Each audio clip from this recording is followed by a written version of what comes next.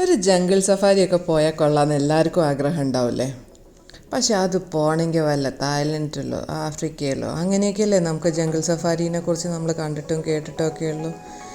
പക്ഷേ അതിമനോഹരമായ ഒരു ജംഗിൾ സഫാരി നമ്മളുടെ ഇന്ത്യയിലുണ്ട്. വേറെയും കുറേ സ്ഥലത്തുണ്ട് കേട്ടോ. പക്ഷെ ഞാനിന്ന് പറയുന്നത് നമ്മളുടെ ബാംഗ്ലൂരുള്ള ബന്നാർഘട്ട സൂ ആൻഡ് വൈൽഡ് ലൈഫ് സാങ്ച്വറിയിലാണ്. അത്യാവശ്യം നല്ല രീതിയിൽ അവർ മെയിൻറ്റെയിൻ ചെയ്തിട്ട് കൊണ്ടുപോകണ ഒരു ജംഗിൾ സഫാരി ആയിരുന്നു. അതിന് ആദ്യം നമ്മൾ കയറിയിട്ട് അവിടെ 2 ഭാഗമായിട്ടാണ്, ഒന്ന് ജംഗിൾ സഫാരി ഉണ്ട്, ഒന്ന് സൂ ഉണ്ട്.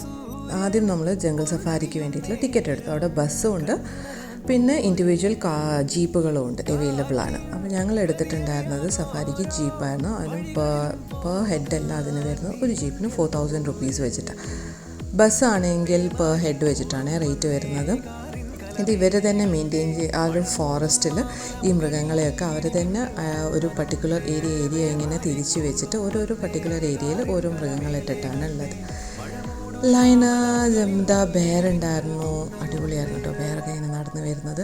അപ്പോൾ അവർ പറഞ്ഞത് എങ്ങനെയാണെന്ന് വെച്ചിട്ടുണ്ടെങ്കിൽ അതിൻ്റെ ഷെൽട്ടേഴ്സും അവിടെ തന്നെ ഉണ്ട്. അപ്പം ഇങ്ങനെ ഓരോ പർട്ടിക്കുലർ കുറച്ച് സമയത്തേക്ക് ഇവർ കുറച്ച് മൃഗങ്ങളെ പറഞ്ഞിട്ട് വിടുന്നതാണ്. അങ്ങനെ പാവം നമ്മൾ സിംഹമൊക്കെ അതവിടെ കിടന്ന് ഉറങ്ങുന്നു. ബെയർ, സിംഹ, ലയൺ ഉണ്ടായിരുന്നു. ഇതെല്ലാം നമുക്കിങ്ങനെ എൻജോയ് ചെയ്യാൻ പറ്റിയ ഒരു കുഞ്ഞി സ്ഥലം. കുഞ്ഞല്ല കേട്ടോ, അത്യാവശ്യം നല്ല സ്ഥലമുണ്ട്.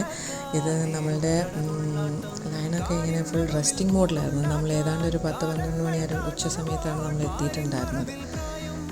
അങ്ങനെ പല വഴിക്കായിട്ട് നമുക്ക് സത്യം പറഞ്ഞാൽ ഞാൻ സൂം ചെയ്തിട്ട് തോന്നുമല്ലോ കേട്ടോ, അടുത്ത് തന്നെ കാണാൻ പറ്റുമായിരുന്നു.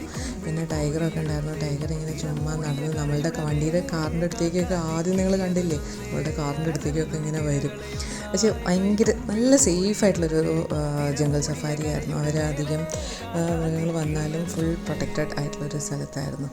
ഇവരെല്ലാവരും ഭയങ്കര ആകാംക്ഷയോടെ, നമുക്ക് ചെറിയൊരു ടെൻഷൻ ഉണ്ടായിരുന്നു ഇതെങ്ങാനും അറ്റാക്ക് ചെയ്യാൻ വരുമെന്ന്. പക്ഷേ ഫുൾ കമ്പനിയിലായിട്ട് ഡ്രൈവറും ഭയങ്കര നല്ലതായിരുന്നു. നമുക്കെല്ലാം പറഞ്ഞു തന്നു നല്ലതുപോലെ നമ്മൾ ജംഗിൾ സഫാരി എൻജോയ് ചെയ്തിട്ട് ഓൾമോസ്റ്റ് ഒരു 1 hour ആയിരുന്നു ജംഗിൾ സഫാരി ഉണ്ടായിരുന്നു. ആന, മാനുകൾ ഇതെല്ലാം ഇങ്ങനെ കൂട്ടത്തോടെ നമുക്ക് ഇങ്ങനെ കാണാൻ വേണ്ടി പറ്റും. പിന്നെ ഒരു ബട്ടർഫ്ലൈ പാർക്കുണ്ട്. ബട്ടർഫ്ലൈ പാർക്കിൽ നമുക്ക് കുറേ തരം ബട്ടർഫ്ലൈസ് ഉണ്ട്. പിന്നെ അവർ നമ്മൾ ചെറിയ എന്തെങ്കിലും ഒരു ടിപ്പൊക്കെ കൊടുത്തു കഴിഞ്ഞാൽ നമ്മുടെ കൈമിലൊക്കെ ഇങ്ങനെ വെച്ച് തരും.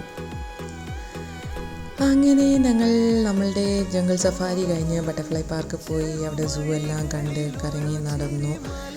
ഒരു നല്ല രസമുള്ളൊരു ഡേ. നമ്മൾ ബാംഗ്ലൂർ നമുക്ക് ഏതാണ്ട് ഒരു 40 kilometers ഉണ്ടായിരുന്നു നമ്മുടെ വീട്ടിൽ നിന്ന്. പിന്നെ സൂ കാണാൻ വേണ്ടി പോയി.